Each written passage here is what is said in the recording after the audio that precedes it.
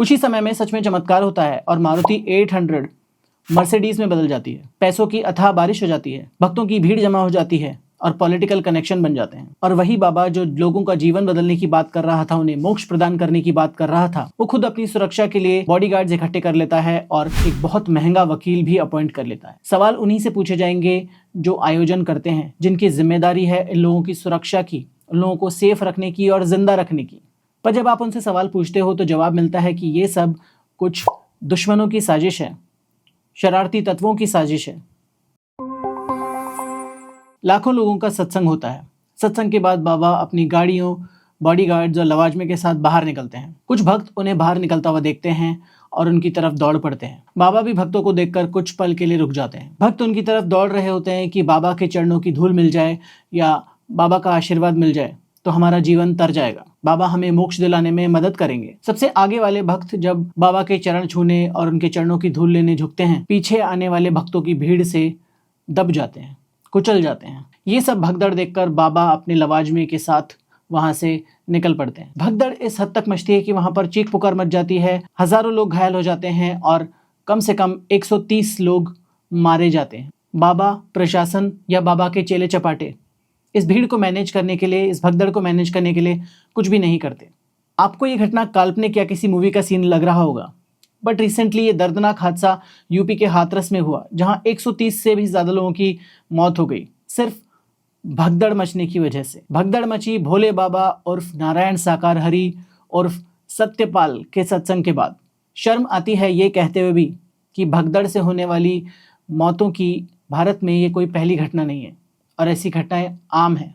ये वीडियो ना ही आपको किसी की गलती बताने के लिए है और ना ही मामले की जानकारी देने के लिए। ये वीडियो इसलिए बनाया गया है ताकि कुछ सवालों और दलीलों के जरिए मैं आपको सोचने के लिए मजबूर कर सकूं और अपना दुख और अपना गुस्सा इस वीडियो के जरिए चैनलाइज कर सकूं। कई लोग पूछ सकते हैं कि क्यों भावुक हो रहे हो, क्यों परेशान हो रहे हो, तुम्हारे घर से तो किसी की मौत नहीं हुई ना। तो मैं उन लोगों से बोलना चाहता हूं कि क्या मेरे घर से मौत होने के बाद ही मुझे इस तरह के वीडियोस बनाने चाहिए, सवाल पूछने चाहिए, इस बारे में बात करनी चाहिए? किस ताले में बंद कर दी है या कहाँ दफन कर दी है हमने अपनी मानवता और संवेदनशीलता?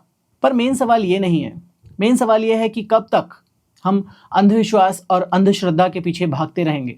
कब तक हम अपनी गरीबी, लाचारी, मजबूरी का फायदा किसी बाबा, तांत्रिक, पीर, फकीर या मौलवी या पादरी को उठाने देंगे? बाबा चमत्कार दिखाएंगे और हमारी दुख, तकलीफें, परेशानियां एक झटके से दूर कर देंगे, हमें स्वर्ग का रास्ता दिखाएंगे, हमें मोक्ष दिलाने में मदद करेंगे। मुझे नहीं पता कि जिन लोगों की मौत बाबा के चरण स्पर्श करके या बाबा की चरण धूलि लेकर हुई, उनमें से किसी को मोक्ष मिला या नहीं, पर यह तो तय है कि उनके परिवारों की दुख, तकलीफें और परेशानियां कई गुना बढ़ गई होंगी। चमत्कार को नमस्कार करने वाले हमारे इस देश में, जहां एक आम आदमी समझता है कि एक टोने टोटके, एक अंधविश्वास, एक बाबा को मानने से उसकी जिंदगी हमेशा हमेशा के लिए बदल जाएगी। बदलता कुछ नहीं, बदलता है बस बाबा का बैंक बैलेंस, उनकी गाड़ियां और अंधभक्तों की भीड़। हम लाख वीडियो बना लें कि किसी बाबा को मत मानो, अंधभक्ति मत करो, उनसे सवाल पूछो, एविडेंस मांगो, मैकेनिज्म पूछो, पर अंत में होता क्या है? अंत में 80,000 की परमिशन लेकर 2.5-3 लाख लोगों की भीड़ जुटा ली जाती है। लोग पागलों की तरह बाबा के दर्शन के लिए लाइन लगाकर खड़े रहते हैं। वही बाबा जो कुछ समय पहले तक पुलिस कांस्टेबल था, अचानक उसे ब्रह्म ज्ञान प्राप्त होता है और अपनी खुद की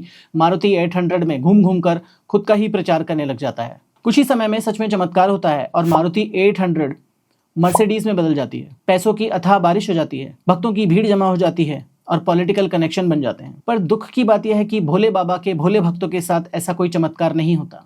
जब वो भीड़ में कुचले जाते हैं तो न ही उन्हें मोक्ष की प्राप्ति होती है, न ही उनके दुख दर्द दूर होते हैं और उनका अस्तित्व ही खत्म हो जाता है बेवजह। दुख की बात यह भी है कि इतना बड़ा हादसा हो जाने के बाद भी FIR में बाबा का नाम तक नहीं आता। बाबा रातों रात गायब हो जाता है और वही बाबा जो लोगों का जीवन बदलने की बात कर रहा था, उन्हें मोक्ष प्रदान करने की बात कर रहा था, वो खुद अपनी सुरक्षा के लिए बॉडीगार्ड्स इकट्ठे कर लेता है और एक बहुत महंगा वकील भी अपॉइंट कर लेता है। मतलब कि जो खुद की रक्षा नहीं कर पा रहा है, वो कुछ समय पहले तक लाखों करोड़ों लोगों की सुरक्षा का जिम्मा लेकर बैठा था। पर कुछ लोग कहेंगे बाबा ने थोड़ी ना किया है, ये तो लोगों की बेवकूफ़ी है कि वो इस तरह के आयोजनों में आते हैं, भगदड़ मचाते हैं और मारे जाते हैं। सही बात है, पर दुख की बात यह है कि सवाल पूछने के लिए या जवाब देने के लिए वो लोग अब इस दुनिया में नहीं हैं। सवाल उन्हीं से पूछे जाएंगे जो आयोजन करते हैं, जिनकी जिम्मेदारी है इन लोगों की सुरक्षा की, उन लोगों को सेफ रखने की और जिंदा रखने की। पर जब आप उनसे सवाल पूछते हो तो जवाब मिलता है कि ये सब कुछ दुश्मनों की साजिश है, शरारती तत्वों की साजिश है। जो बाबा को बदनाम करना चाह रहे हैं। विदेशी साजिश क्यों नहीं है? ISI की या CIA की साजिश क्यों नहीं है? उनका भी नाम ले लीजिए। मुझे नहीं पता कि इस तरह के हादसे कैसे रुकेंगे और गलती किसकी है, बाबा की, आयोजकों की, सरकार की यानी प्रशासन की, या लोगों की जो इस तरह के आयोजनों में दौड़े दौड़े चले आते हैं। पर एक बात तय है कि इस तरह के आयोजन, इस तरह के बाबा ना ही पहले रुके हैं और ना ही आगे रुकेंगे। ना ही पहले लोगों ने इन्हें मानना बंद किया और ना ही आगे लोग मानना बंद करने वाले हैं। पर मैं आपको ये ज़रूर बता सकता हूँ ठोक बजा कर कि जब तक आप ऐसे बाबाओं को मानते रहेंगे, उनकी अंधभक्ति करते रहेंगे, उनके चमत्कारों पर विश्वास करते रहेंगे, तब तक आप ना ही अपना टाइम, अपना पैसा, अपनी मेंटल हेल्थ गंवाएंगे, बल्कि आपकी जान का नुकसान का खतरा भी हमेशा बना रहेगा। तो कैसे बचा सकते हैं आप अपने आप को और अपने परिवार को? रूल ऑफ थंब है कि किसी भी चमत्कारी दावे या too good to be true बात को सिरे से नकार दीजिए, उसे बिल्कुल भी मत मानिए। और जो भी इस तरह के आसमानी दावे, चमत्कारी नुस्खे आपको दे रहा है, उससे सवाल पूछिए, मैकेनिज्म पूछिए, रीजन पूछिए, प्रूफ और एविडेंस मांगिए।